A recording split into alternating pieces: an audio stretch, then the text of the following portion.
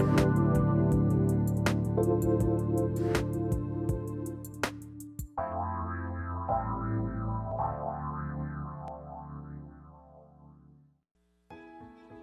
vibration of change, that magical place where life shifts from struggle to ease, from stagnation to forward movement, from old ways of being to new ways of becoming. Yes, it can seem rather elusive to get there, but when you are in it, you feel it down to your very core, and it can positively affect everything in your life, from your relationships to your health and well-being, from your career path to your abundance, from the quality of your inner connection to the fullness of your self-expression. Here on the Upchurch Show, we explore ways to get into that vibration of change with experts in the fields of consciousness, psychology, spirituality, health, healing, and science. Are you ready to step into your vibration of change? Hello, everybody. Welcome. So grateful you're joining us here. You might be joining live on 1150 AM KKNW in the Seattle area, transformationtalkradio.com from around the world, or of course on Facebook Live on my professional page, as well as Transformation Talk Radio, or one of the dozens of podcasts this ends up in after the fact. But wherever and whenever you're joining us from today, so grateful you're here. And I'm grateful for the people behind the technology, Mr. Benny Mathers at KKNW. Hey, Benny. Oh, wow. You said that with some authority. I like it. And Jacob at TTR. Hey, good morning. Good, thanks. You know, I'm really excited. I've got a quick announcement before I introduce our guest. You know, if you're a close follower of the show, you know that I did a wonderful interview with a certain person who is an authority in her own right. And we got censored. We got kicked off of YouTube, and poor KKNW suffered for a week. They weren't allowed to live stream for a week on YouTube. But you know, I think that truth is so important. And I'm really grateful that I'm a part of the teaching team at a new online academy. It is called the Online Academy of Divine Knowledge. And I know that TTR, Transformation Talk Radio, at some point they'll be able to put up a link to this. And I'm also going to be doing an Instagram Live after the show if you want to learn more about it. But I'm so grateful because I think that in order for us to make decisions, we need to get exposed to all aspects of truth. We need to be able to hear, to see, to understand, and to process in.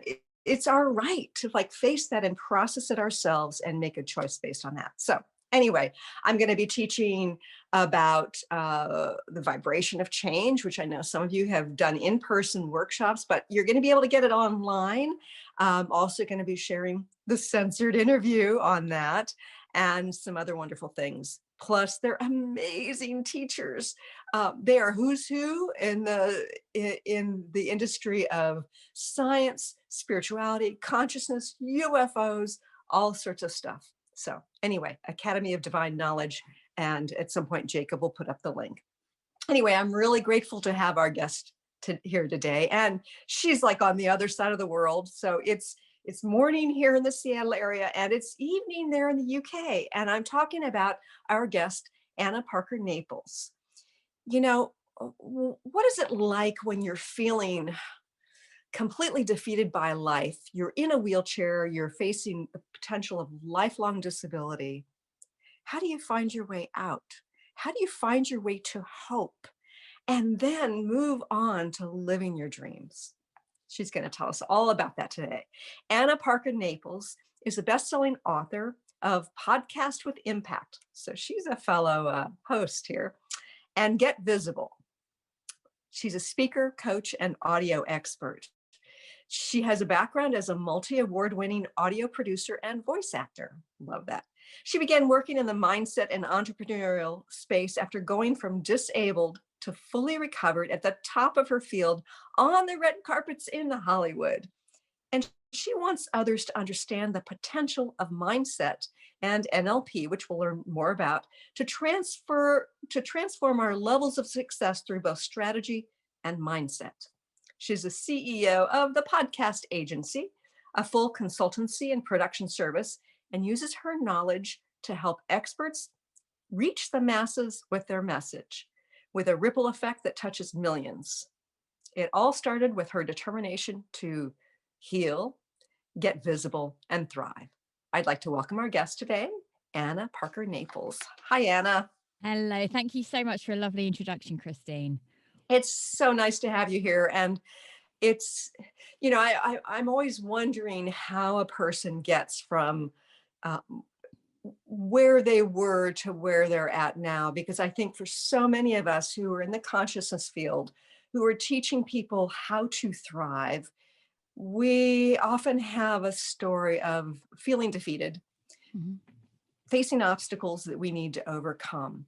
Can you share a little bit more with our listeners and viewers about the obstacle you were facing and where you were at psychologically, physically, and why you found your way out in the way that you did? So I'm going to start by painting a bit of a picture of me 11 years ago. I was at a New Year's Eve party, and it was one of the few times I'd left the house in a very, very long time, other than to go to hospital. I'm heavily pregnant, and I'm in a wheelchair, and I had 1 week before been told to expect I'd never walk again as a result of a complication in my third pregnancy. My My eldest daughter is 4. She has, over the last 6 months, become my carer because my husband has to work full time. We have a really rambunctious, lively 18-month-old who I've been told I now can't lift. I couldn't lift her physically. I wasn't allowed to cuddle her because my pelvis was um, really close to fracturing, and Oh, that could have caused me to lose the baby I was pregnant with. And we've gone to this fancy dress party, and we've gone dressed. My husband, the only reason I would go there was because at the time my house couldn't accommodate me because it wasn't fitted for a wheelchair and all of those things. So we were living at my parents'. And one of my closest friends happened to live opposite, and they were having an engagement party combined with the New Year's Eve celebration. And my parents and my husband said, Anna, you need to get out of bed. You need to do something other than feel as low as you are right now. So let's show up for somebody else. So we went to this party for about half an hour. But my compromise was this: I'm only going to attend that party if I don't have to wash or change my clothes. Because at that point, simple things like that were so hard mentally and physically. right. So we went to this fancy dress party where, we were at the time in our late 20s, early 30s, and all the women there were dressed as Batgirl and Wonder Woman and these kind of sexy, sexy creatures. Uh-huh. But because I'm refusing to get changed, we actually ended up going as a very famous comedy duo in the UK that I don't think that many of your audience would understand.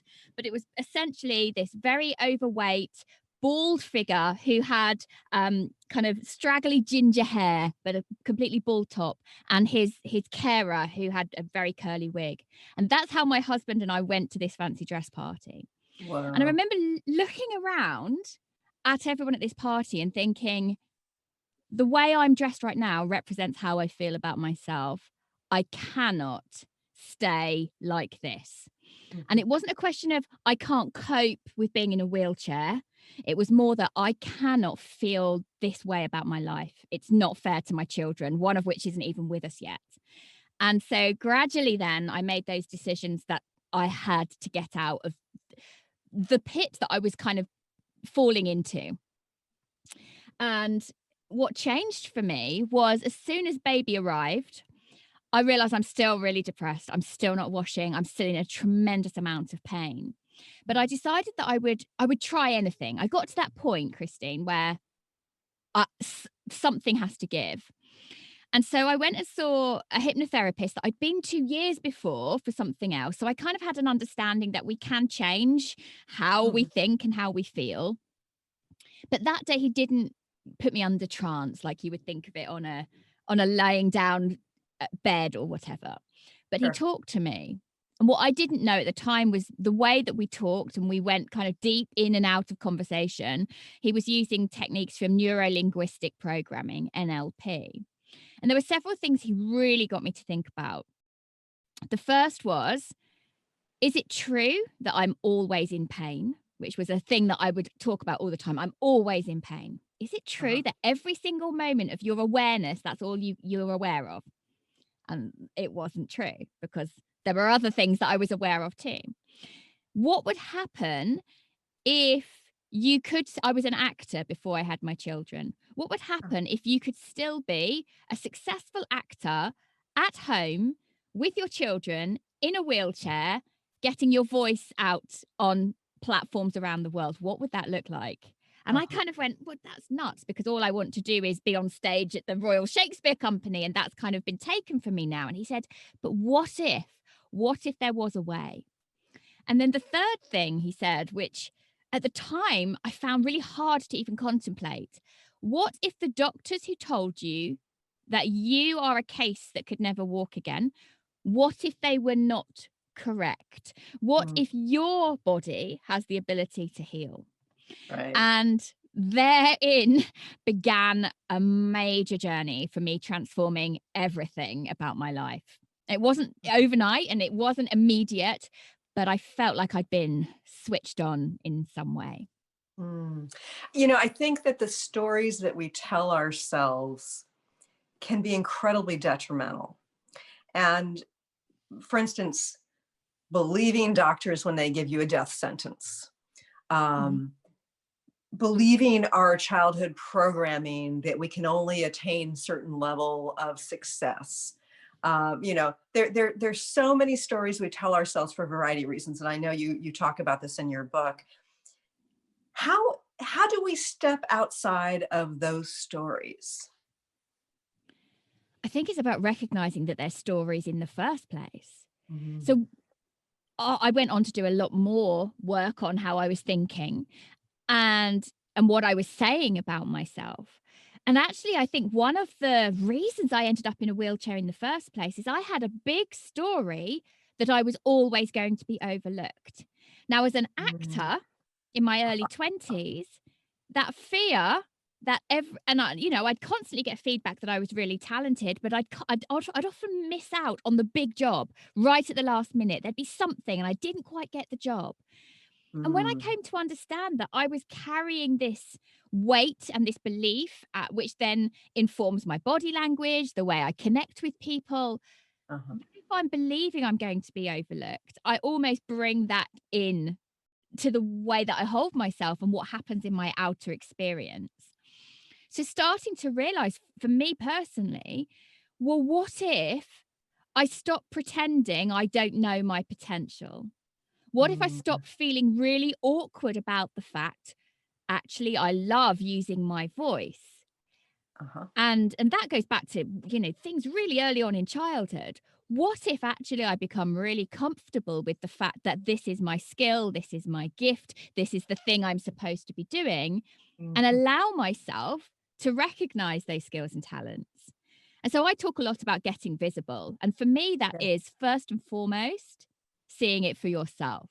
You see right. yourself and you cut out the language about, oh, but I'm not good enough at this, and this always fails, um and all of the societal negatives that we pick up without even realizing. And that's where Mhm. it starts, noticing your fabrications. Yes. And it's interesting, it's kind of a double-edged sword about feeling not visible enough and wanting to become visible, because it can be the ego part of what pushes us forward. I think of myself as, having been raised and feeling different within my family Hmm. and really wanting to be seen and heard. And then I go on to be teaching many and being on, the radio, which is now also video. And it's like this desire to heal the wound. But it also comes with that not good enough, not deserving. And so it's this weird balancing act between letting it motivate us to move forward in acting or Yeah. in teaching workshops, whatever, but also to heal the wound so that it doesn't keep us from really expanding into our soul success. I completely understand where you're coming from with that. And for me, in my early journey of recovery, it was about saying, well, what if I have actually created this reality where it makes sense for me to be in a wheelchair because actually I can get attention that way. Now, that's not to say, and that's a Right. difficult thing to say out loud. That's not to say I wasn't in pain. That's not to say I was making it up, because I wasn't. I had a big problem, clearly. But noticing that I'm actually perpetuating that story Mhm. for my own gain Yes. allow was a big eye opener for me. And I Mhm. talked earlier, and as did you, you mentioned about that kind of ego thing and wanting to be seen within your own family. Uh-huh. Now, as a young child, I'm one of four, but my fourth sibling wasn't born for quite a long time later. Uh-huh. When the three of us were growing up, I was the one who was a natural performer. So Mhm. I'd want to be, particularly, it was all about voice and performing, standing up on the stage at school and reading out loud, and the tone of just speaking, and I guess getting praise because it felt right and it felt good. But Uh-huh. then in my home environment, that not being liked very much, because that made me the show off. And I think Right. a lot of natural teachers in the kind of performancey space, whatever Uh-huh. we go on to do, a lot of people have actually experienced that feeling for themselves. And I think for me, my first brushes with NLP, neurolinguistic programming, took me to realize actually it's okay to allow myself to have those talents. Yes. Now, that for me becomes a strategic thing. So if I decide it's okay for me to use my voice, it's okay for me to do this thing, this performance thing to the nth Uh-huh. degree, then going after opportunities that were in Hollywood or in all across the world suddenly don't feel like something I'm going to be overlooked for. They become something that it's natural to place myself there, if that makes sense. It's that Yeah, absolutely. sense of belonging.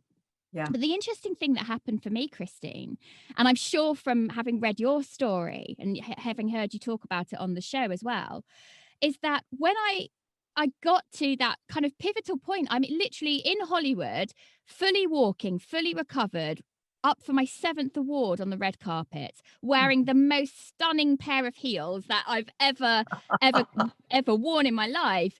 And that's only 6 years later from that moment I thought it was all over. Mhm. I was kind of having this almost out of body kind of awakening moment of, okay, so I've done everything the ego needs. I've done that. Mhm. And Uh-huh. now there's more. In order for this to have had some kind of meaning, I have a skill set, which is about talking, that I actually want to help others realize what they're doing. And so at that point, I kind of believed that I was leaving all of that audio work behind to become a motivational speaker, to write my first book, and to Right. get on lots of stages. And that always came from a place of, I guess, my own awakening, that actually once I'd recognized my ego could be salved and soothed and get those things that it wanted, that there's much more that we can achieve. And actually I Mm. realized that was just the beginning. And then there's And just I think, sorry, I think what you just said is a really important point, that our ego can lead us to where we need to go, but it can be a jumping point from there. yes. So it's like, yes, there's a soul level aspect to being planted in a family where you're told, oh, you're a show off, and so you truly want to be seen and heard, partly because of soul, partly because of ego. The ego takes you, where you want to go, and then you realize, now what? Yes. How do I serve? And so this is a fascinating story. So when you realized that you had something to offer based on your journey that was Mhm. partly led by ego, how did you transition to what you're doing now? Painfully is the answer. So I'm literally standing it there on the red carpet, about as glamorous as I can possibly be, knowing that the next literally hour's time I'm flying back to the UK, kind of knowing I'm now going to leave this space where I was booked round the clock. I had so much credibility and authority in that space. I was earning more money than most of my peers. And yet I'm going to walk away, having to say to my husband, I don't know what's happened, but all that money I'm now making in that field, I'm done. And that Uh-huh. was kind of challenging to say that to family. I'm going on a different path now. You have to trust me that this is completely right. Uh-huh. And I realized that I wanted to reach the masses. So how do you do that when I was known in a really kind of niche field? And I kind of sat around, I guess, for about 6 weeks thinking, I know it's just going to hit me. I'm going to work out how I do this. And I initially had this kind of light bulb moment that came out of almost nowhere. Okay, I'm going to set up an online membership. And I know when I was a mum in those early stages of being a mum and a parent when they're at preschool or nursery, I found that really hard to recognize my own talents, particularly because I had Mhm.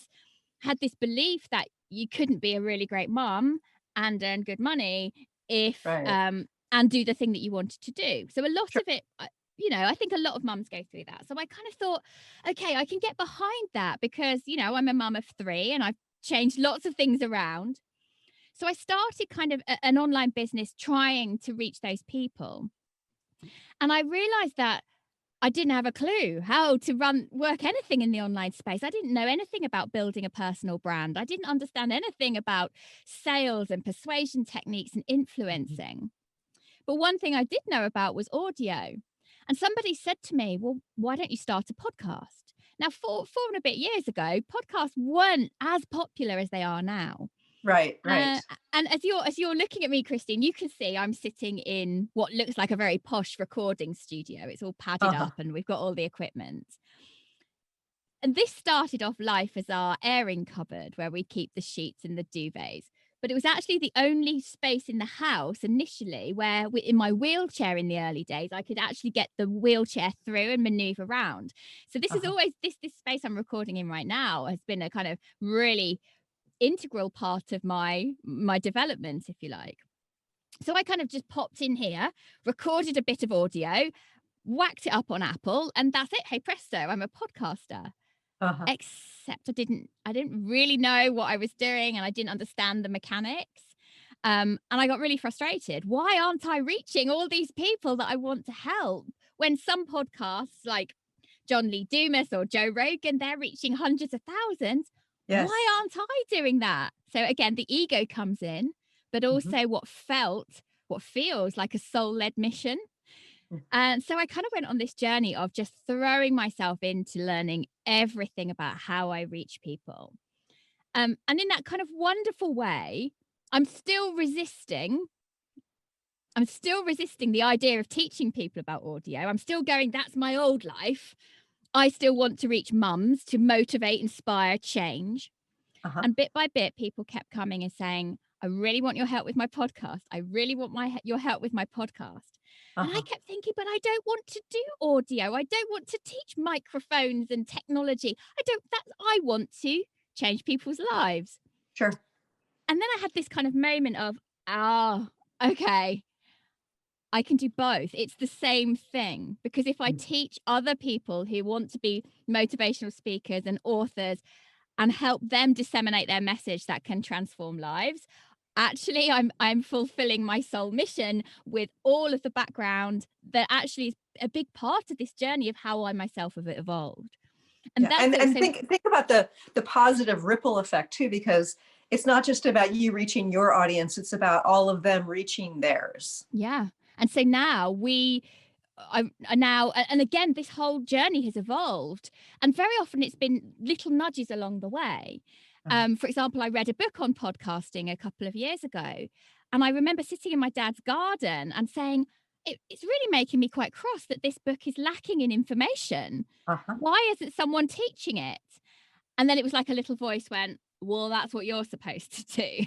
Right. And then my business has just taken off. We've launched so many shows. I think in the last 18 months we've helped something like 170 podcasters reach chart topping positions all around the world. We've reached Fabulous. millions and millions of people as a result of the shows that I've helped produce and consult on, which gives me far more reach than me on my own could ever achieve. Absolutely. So what do you focus on? Is it really the sound and the technology and the process of podcasting? Well, actually, when we work on when we work in my agency, we actually start with the mission and the message. So I found this amazing way. I actually went on to qualify as a master of NLP, neurolinguistic programming, and it Uh-huh. really helped me get so clear on my own mission, my own message, the wording around it. So we actually start a purposeful podcast at that point. Who are you actually trying to reach? What do you Mhm. actually want them to do? How do you want them to feel? What are you waking up in them? Uh-huh. Which is really different to starting with the here's how you plug in your microphone. We do that Sure. too, Right. but we get crystal clear on, right, if this is often people I'm working with know that they're here or are waking up to that possibility that they're here to help transform other people, Uh-huh. whether they are using the language around, it being soul-led work, whether that's something they're comfortable with expressing yet.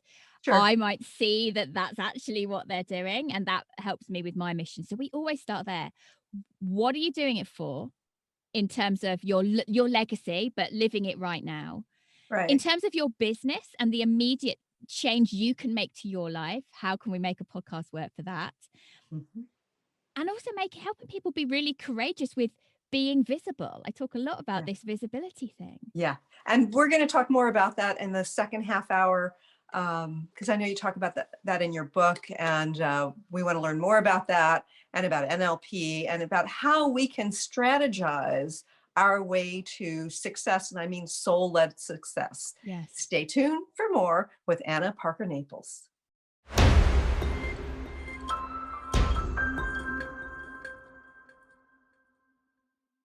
Welcome back to the Christine Upchurch Show here at 1150 AM KKNW in the beautiful Seattle area and on transformationtalkradio.com around the world. I'm talking to Anna Parker-Naples, and we are talking about how to have an impact based on our own intermissions, not intermission, but inner mission. And Anna, before the break, you were talking about how you coach people, and you do it within the context of podcasts, but I know this could be applied to Mhm. anything. How you coach people to look at what that soul mission is, to try to figure out direction to go, and how to create that soul mission into a physical reality. Can you share with our listeners and viewers a little bit more about how we explore that and move it forward? So I come from an NLP based background now in terms of my coaching work, which is about helping people access the words, the beliefs, the stories that are associated with how they're functioning in the world.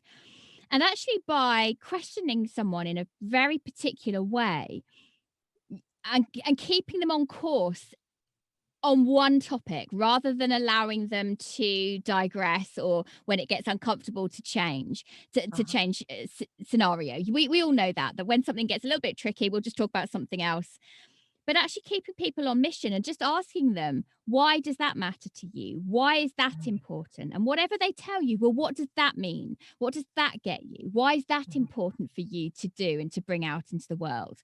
And what often happens is you kind of go up and up and up into people's thought processes. You're actually taking them into a degree of a really light level of trance being a very normal state of our consciousness that we dip in and out of all the time quite naturally, the kind of state you're in when you Interesting. daydream. And often when people are in that state, they can very easily access what they're here to do, what the purpose of the world is, why they are here in the world. Very Right. often the words that come up for people are freedom, peace, love, and joy. And what Mm. else is there more in the world than that?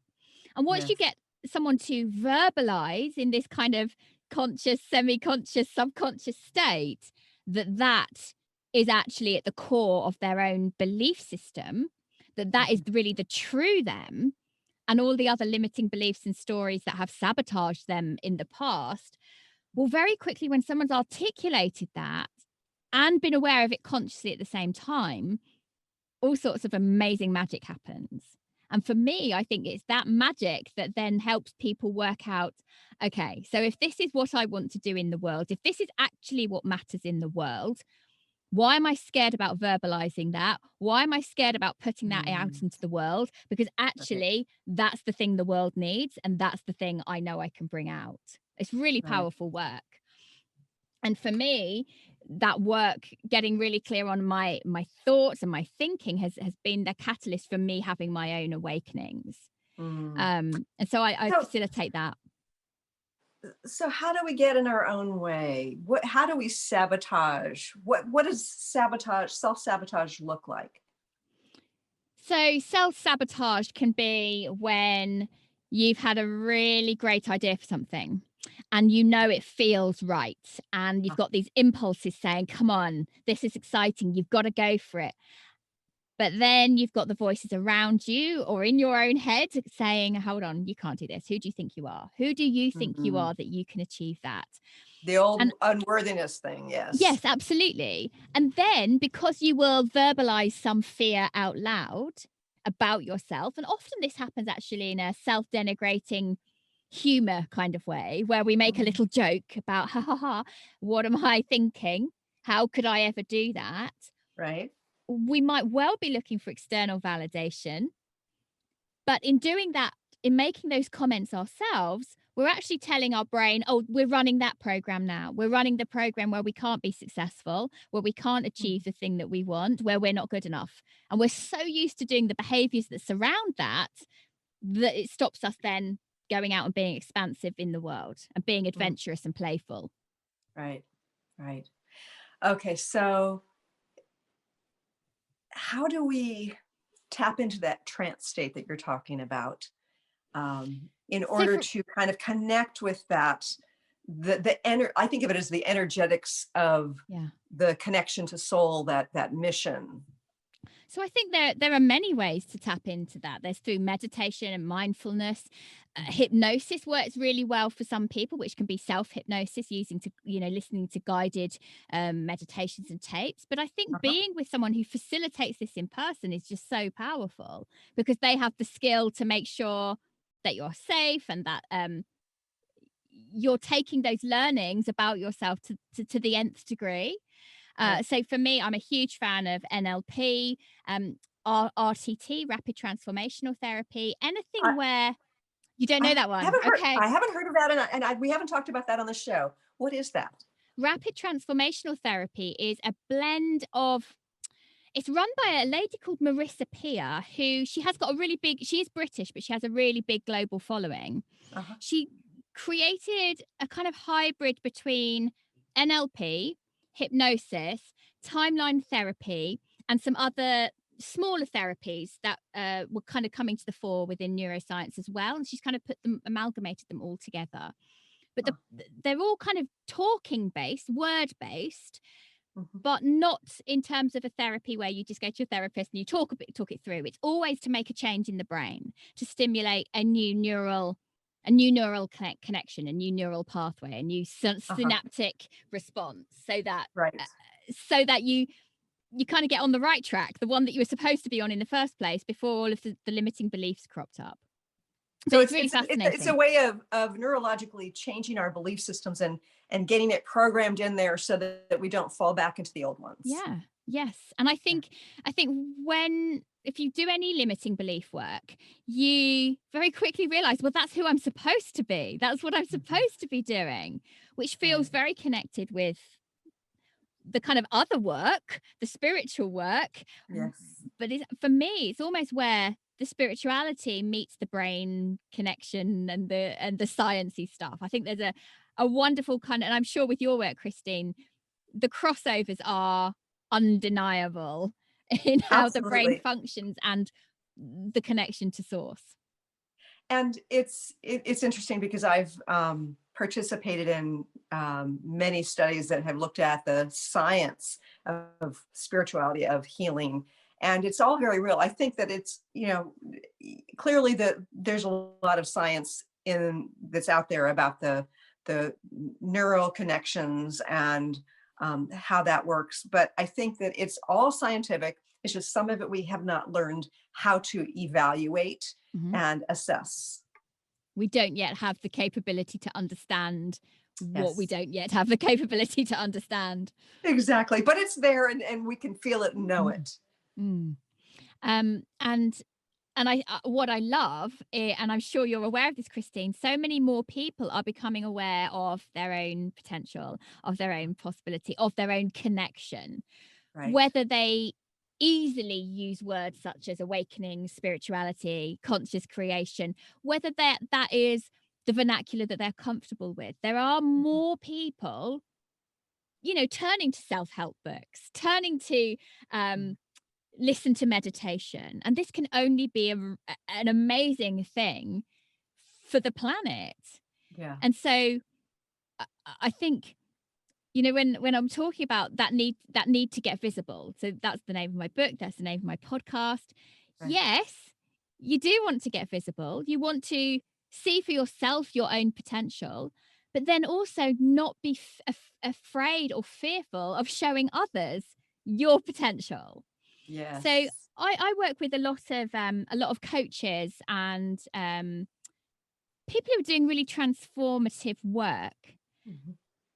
but they're still fearful about on social media really talking about it and bigging Uh-huh. themselves up. Yeah. And yet, if you don't tell people the capacity you have to help them change or grow or have whatever they're going to have, be it in terms of your knowledge about money or relationships or finance or anything, if you Uh-huh. aren't visible, how can you be that lighthouse of hope to somebody else? Yeah. Um, and so I really encourage people strategically to think about how can you let more people know about you, because Mhm. that's how we change the world. And what came up for me there was the old unworthiness stuff that comes up, and it's often rooted in childhood. Yeah. I think it's also rooted in our culture in a variety of ways. How do we go about reprogramming that? I'm going to go back to something I said at the beginning. It's all about the stories. So I shared with you and with your listeners that right at the beginning of my journey, this NLP hypnosis guy is saying to me, what if it's not true that you're in pain all of the time? And I'd just like to kind of elaborate a little bit about what happened for me at that point, if I may, because I think while I'm talking about Okay, pain and please. healing, it actually, you can take this and think, okay, how am I applying that in my own life? So at this point, I'm Uh-huh. desperately unhappy and really in pain. So all the time, to justify the fact that I'm in pain and that I can't help with the children and I can't do the shopping or the cooking or all of those things, when Mhm. my husband comes home from work, what's the first thing I say? Oh, I've had such an awful day. I'm in so Mhm. much pain. I'm so sorry. I'm such a burden. And Mhm. on and on and on and on. So, Yeah. of course, Yeah. what's the ripple effect of that on things at home? It's not great. Yeah. So, what this guy said to me was, well, what were you doing this morning before you came to this session? Mhm. Um, and I said, oh, I was watching some TV. I was sat on the sofa in my little spot. It was the only place I went to other than being in bed. He said, okay, what was on TV? And there was it was This Morning, which is a little bit, the kind of standard morning breakfast TV. And he said, okay, so what happened? And so I described what was going on the TV. And he said, Uh-huh. okay, so when you were watching that storyline, where was your pain? And I kind of went, oh, okay, that's really interesting because in that moment, I'm not aware of the pain. And yet, if someone had come into that room at the time and said to me, Anna, how are you today? Which was something quite Uh-huh. common that my parents or helpers or Of course. friends would come and ask, how are you today? Like that, Right. how Yeah. are you bad? Are you bad today? I would immediately go to the point of my pain in my pelvis and go, oh God, it's terrible. It's so bad. And Mhm. it's everything and it's taking over my life. But it wasn't, Mhm. because I'd just been engrossed seconds before in the television program. Yeah. So he challenged me, well, what would happen if you stopped talking about the stuff that's rubbish in your life, which for me was the pain? And what would happen Uh-huh. if you reframed it? Now, I was really, really low before I went to see him. And I was pretty Mhm. much about as low as you can get. And I was determined for my children's sake to try anything. So I came home that night and I said to my husband, I want to give this a go. I want us to fully go for it. Things have to get better. Mhm. So we thanked my parents, asked them not to ask me how I was anymore. Now, that was hard. That was really Right. hard. Yeah. They've been looking after me and the children for 18 months. I couldn't get out of bed on my own. Um, and we said to my friends, please don't ask how I am. If you want to know, just ask Jeff. And we put in this system that I wasn't allowed to say to even my husband that I was in pain. The Uh-huh. only phrase I was allowed to use if I was having a particularly challenging day was to say, Jeff, I'm having a healing day. And that Mm. would be it. That would be the only thing I was allowed to say, which meant So, that, yeah, I mean, that's a massive shift. yeah, and I want to underscore the importance of what you're talking about here, because oftentimes we benefit in one way or another from something Yeah. that's going on, even when it's negative. And many years ago, when I was experiencing the early stages of cancer, I was also working on my doctoral dissertation in mathematical statistics. And somebody asked me, "Are you going to finish your dissertation?" And I found myself saying, "Well, I'm gonna finish it if it kills me." And I realized that it was. And I also realized that growing up, the way I'd get out of school would be, sore throat, a tummy ache. But with graduate school, if you need an excuse to get out, then you actually would have to manifest something bigger. So there it was, Mm. my excuse for not finishing my dissertation. So I was getting something out of it. And within 3 weeks of leaving my doctoral program, even though it was incredibly close to having my PhD, um, all of my cancerous lesions disappeared. So, it's not that we should blame people when they're experiencing some sort of trauma in their life or illness, but we do need to ask ourselves, how do I benefit from the attention? Yeah, How do I for sure. benefit from this dysfunction? Because oftentimes we do, like you're saying.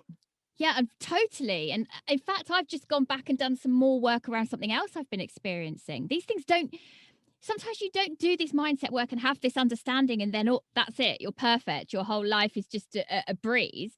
I've Right, been right. experiencing some really intense migraines, but actually there Mm, was a big payoff. There's been a big payoff for me. So I've gone deep and looked at, well, what was my first association with migraines? What are these protecting me from? What do uh-huh, they allow me to do that secretly I enjoy? That is the payoff. uh-huh. And for me, again, for me, it was about how do I get affection and attention, because Mm, there's an old story there for me that's obviously yeah, very deep rooted. And actually realizing that the attention I get isn't actually the kind of attention I want. I want right, people to be out being joyful and adventurous with me. But sometimes our brains just help us to do stuff that actually isn't good for us. right. And it's about noticing what's the story here. And like you say, what's the story? What's the payoff? Is that payoff Mhm, actually helping me to manifest is the wrong word, but to express who I really am whilst I'm in mm, this body? Is it yeah, actually letting me do that? And for me, lying down in my bed in the fetal position with a migraine does not allow me to express what I'm here to do. It's a yeah, protection mechanism. yeah. That's so insightful, Anna. Before we go any further, I want to make sure our listeners and viewers know how they can connect with you. What's your website? My website, I have two. So annaparkernaples.com is the one to find out about me, and the podcast agency if you're interested in helping have a purposeful podcast, because Ah, that's what makes me tick. and I know that your two last names are hyphenated. Is there a hyphen in the website? No, not in the website, all just Okay, one word. okay, great. All right. So let's say that we are finding our way to our mission. We're starting to see some of the obstacles that, in certain ways, may be self created. How do we move forward with the greater and more fulfilling self expression? I actually think it does come down to joy. So many people are trapped in lives that they don't like because Uh-huh. they think they should. They think they have to. They think they have to do it because that's what their mum wanted. Right, Your own, potentially, depending on your model of the world, you're in this life once. Who are you living it for? right. And And why do you have to suffer in that life? And what Mm. would happen if you expressed more of who you are? And what would probably happen is that you will inspire more people, you will touch more lives, you will feel that what you're doing right here now matters. Mhm. Uh, and isn't that what we all want? To have a life that matters? Yeah, I think that the old adage, the Marianne Williamson thing about being afraid of our greatness. Hmm. Um, I love that quote. I do too, and I think it's absolutely true. I have I've clipped my own wings many times because I'm afraid of my greatness. So I know that it's something that can be self-imposed, and I have done it myself. How do we get beyond that kind of self-sabotage because we're afraid of our greatness? I think you've got to surround yourself with other people on equally powerful missions that are Mhm, yeah. pushing their own comfort zones. Those Oh, people are out there in masterminds. They're on the courses that you've been nudged to go and take part in. They are narrating the books that you're listening to on Audible. They are on the podcast that you're listening to as you walk your dog or you take your shower. Surround yourself with the positive messages until you're ready to step out into the world and really claim who you are. mhm. And I think that that's such an important message about hanging out or being around people. And even the podcast, there's a vibration associated with it, not just the verbal Yes. messages, but there's a certain vibration to it that makes it makes us sort of entrained to it. Mhm. And it's the kind of thing where if it's okay for others to be great, to fully express themselves in one way or another, whether it's artistic expression or through business success, whatever it is, or relationship success, that, like, feeling into that example is a really important kind of entrainment. I think as well, it's about noticing. I talked about following your joy, but also noticing your anger. What is it that Uh-huh. makes you Yeah. irritated that someone else is doing and you aren't? What makes you jealous? Because Yeah. there's a story there. There's a story there about what you aren't manifesting or expressing in your own life. And what would Right. happen if you allowed yourself to play with that without worrying about being perfect? Perfectionism is a major obstacle Uh, to people not doing what they want. yes, and it's something that I've been battling with for the longest time, and I recognize that it came from not getting the attention and the love that I felt like I needed. And so if I got, perfect grades, if I did better at the piano recital, whatever it was, then somehow it would be more lovable. And that doesn't actually that sense of being lovable, actually, when you do this deeper work, you realize that that has to come from you. It has to Absolutely. come from you. Yeah. Yeah. Okay, so in your book, I know that you offer various types of exercises and Hmm. some really insightful things. Um, from the cover of your book to the end of the book, what do you hope that your reader will experience?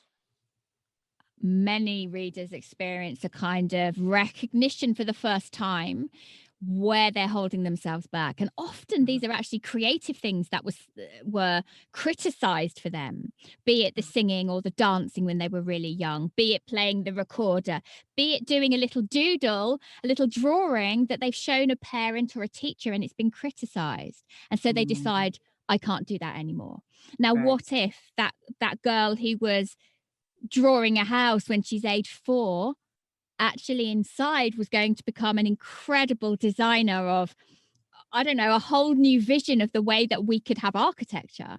And Uh-huh. yet, because that suppression, that fear of rejection, that fear of not being good enough, that little girl has never gone on to develop those talents because she's Mhm. scared. And yet she knows that's the thing that she most wants. It's those little stories of recognition. What's the story I told myself then? Where have I been telling myself that story my whole life? And what nudges do I have to maybe reacquaint myself with that? Yeah. And I often think that when we're growing up within the context of the tribe of our family to within the context of the tribe of our peers, when we're teenagers and older, that we're afraid of how we are different. And Yeah. yet how we are different is often the gift that we are to share with the world. I would absolutely 100% agree with that. And I think that many of us who go on to be leaders in our own spaces, whatever leadership Mm. looks like to those of you listening, Uh-huh. many of us felt very different. And I think the reason we felt different was because we have an innate ability to lead, to teach people whatever it is that needs to be taught. And I'm not Yeah. meaning the academic stuff here. I'm Sure. talking about leading people that there's something more to them. And when Yeah. I talked earlier about many people awakening or becoming more conscious of their own potential, that's happening on a global scale. But Yeah. And some of us have done it earlier than others. yeah, thank goodness for that. And I want to thank you again, Anna, for being on the show. And it's annaparker-naples.com. And what was the other website? The podcastagency.com. thepodcastagency.com. And thank you so much. And folks, in just a few minutes, I'm going to be getting on Instagram Live to talk about the Academy of Divine Knowledge and my motivation for teaching over there. Anna, thanks again for joining us. I'm so grateful for what you're doing and your mission and how you're contributing to the world. So thank you. Thank you so much for having me, Christine. And thank you, viewers and listeners. I look forward to talking to you again soon. Thanks so much for tuning in today. If you'd like to empower yourself to step further into your vibration of change, please visit my website at christineupchurch.com, where you can learn more about my insights, upcoming events, and private sessions.